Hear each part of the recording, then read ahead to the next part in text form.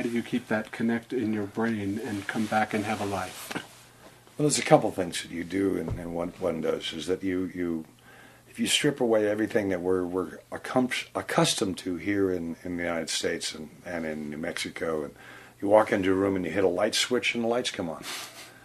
You walk over to a lavatory or to a sink and you turn the handle and there's water. And it's not just water, it's clean, potable water that comes out.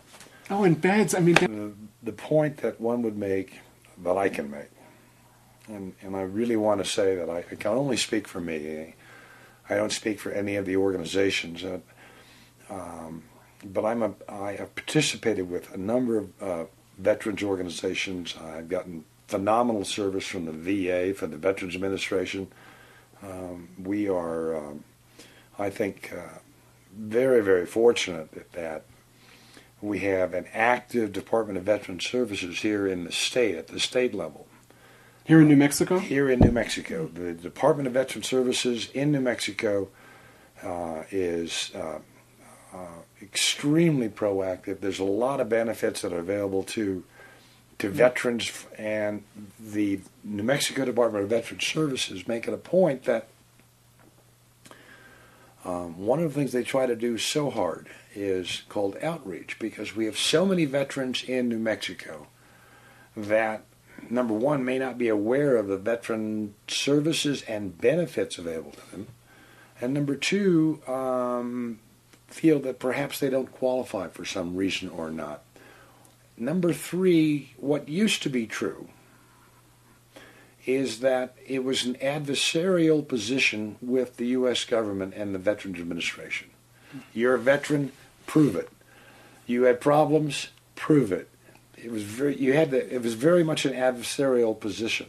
Which, that blows my mind, Chuck. I understand it really does blow my mind. That's the part that, even back in Vietnam, I was pretty young, I was 16, 17, 18 in those days, and I remember my friends coming back that were a little older that were having that experience. Yep. What I experienced even recently is with veterans, certainly of Vietnam and of now the Iraqi freedom and enduring freedom of Afghanistan.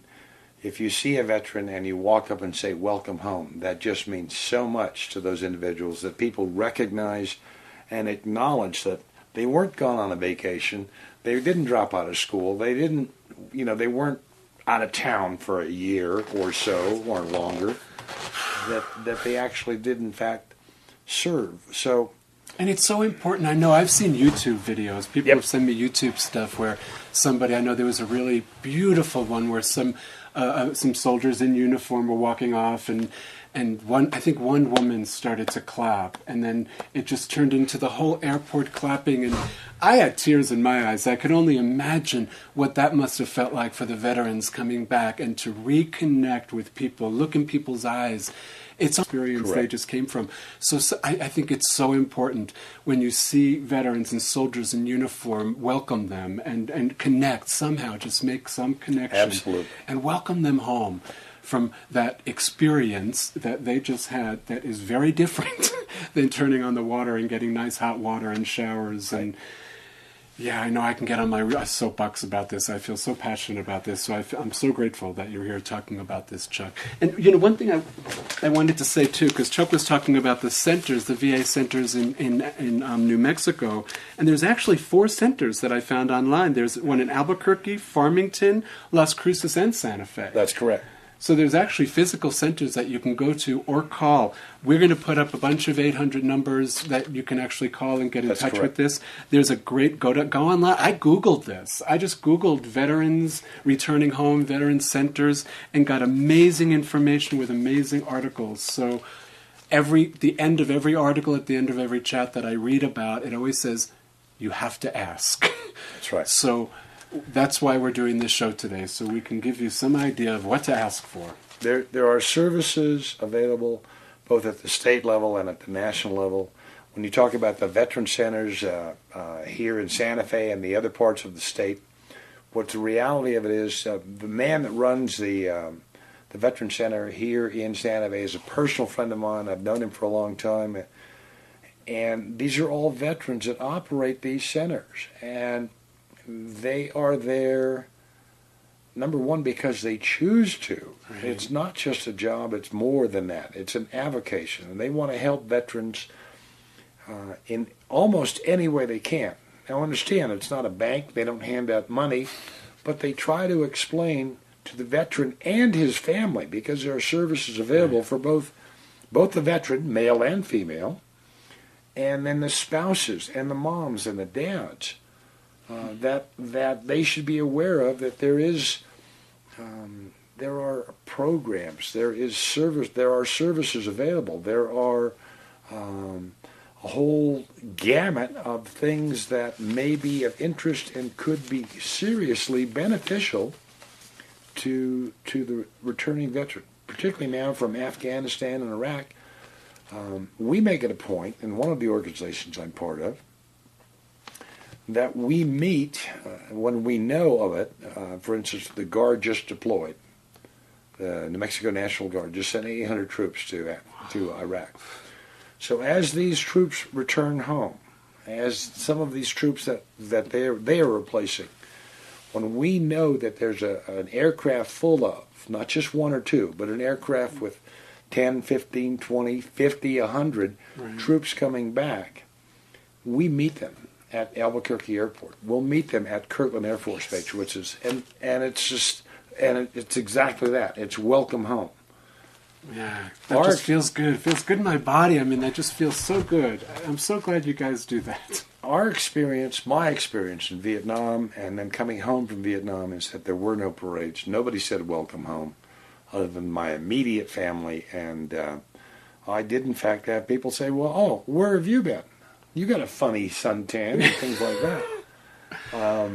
Yeah, it's wild. You know, one of the things that is interesting about this, in this article that I pulled up, it's called "The Trauma of Iraq War Haunting Thousands Returning Home." Absolutely. And it's from Morgantown, West Virginia, where there's actually another one of those veteran centers, which is great. Right. But one of the things that they say here, which I thought was so interesting, they talk about how, first of all, like Chuck was saying, the staff is all veterans. That's right. It's all people who are also veterans, and so there's a real camaraderie there. I would imagine there's just a nice camaraderie that people would have. The level of communication between a veteran speaking and wanting to help another veteran is so much higher than Dr. Smith talking to Mr. Jones about a physical ailment. Or reasons that they're not sleeping well or not eating well. When another veteran can talk to a veteran, they have that immediate, we've gone through that initial understanding. There's a bonding. There is a bonding there. Well, it's kind of like I was talking a little bit, when my mom died. It's been about 20 years now, but I remember, because I felt so disconnected, and I really got it, that nobody had a clue. At that moment, and of course, there's people whose moms died that understood, but I felt so disconnected from people, and I really felt like I was going through this completely alone. Exactly. So I sought out help. I'm definitely one of those people that if I can make it easier and I could feel a little bit better, a lot faster, I go for it. So I went to hospice.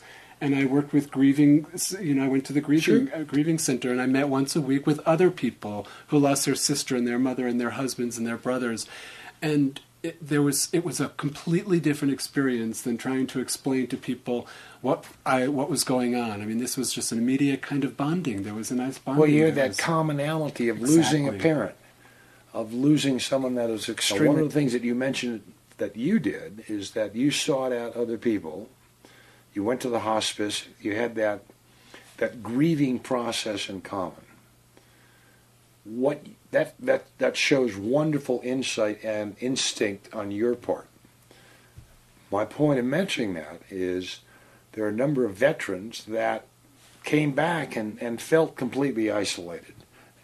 And then they continued to choose to be isolated. And then they continue to, or may continue, or start treating that isolation and that trauma with substances. And I need to say that it's not unusual. It wasn't unusual for Vietnam, and I can see that there could be a repetition to Iraqi and Afghan vets, if they're not greeted with the same thing, that they would also turn to